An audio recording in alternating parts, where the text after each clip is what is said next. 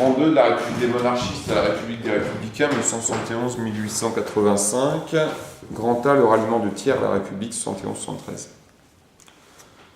C'est donc vers une république conservatrice que s'oriente Thiers à l'été 1871. Lorsque considéré comme le libérateur du territoire, grâce au paiement d'une bonne partie de l'amende à l'Allemagne dès juillet et le sauveur de l'ordre bourgeois, il est nommé en août président de la République.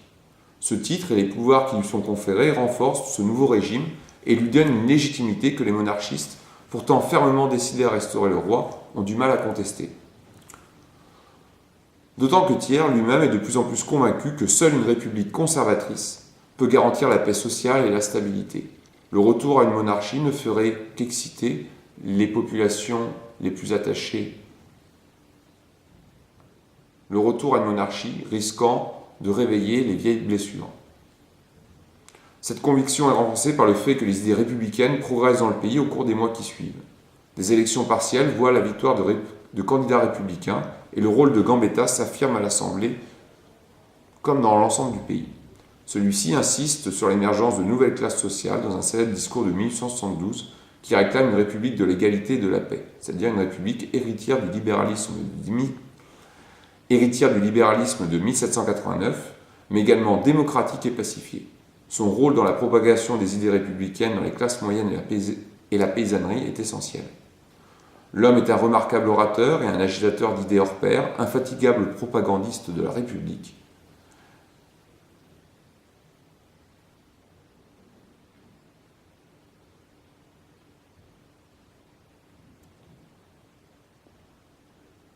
Il est le partisan d'une République modérée.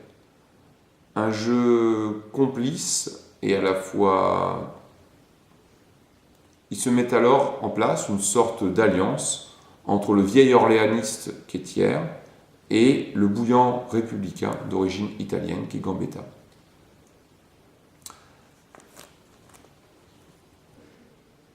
Cependant, les monarchistes n'abandonnent pas leur projet de restauration. L'année 1873 voit la rupture entre l'Assemblée, toujours largement monarchiste, et Thiers. Ceux-ci ne pardonnent pas en effet le ralliement de Thiers à la solution républicaine et le renverse en 1873 pour proclamer MacMahon président.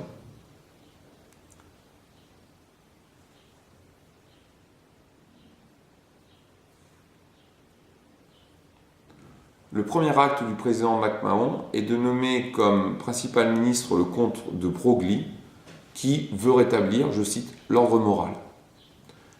Il s'agit ainsi de préparer le retour au roi et de mener une politique ultra-religieuse, notamment l'édification de la basilique Montmartre.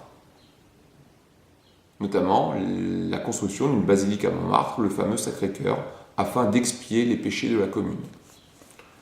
Partout, le gouvernement et l'Assemblée s'attaquent aux républicains en interdisant leurs journaux, arrêtant, persécutant les leaders. C'est un retour en arrière d'une particulière brutalité. Le retour à une monarchie absolue semble proche.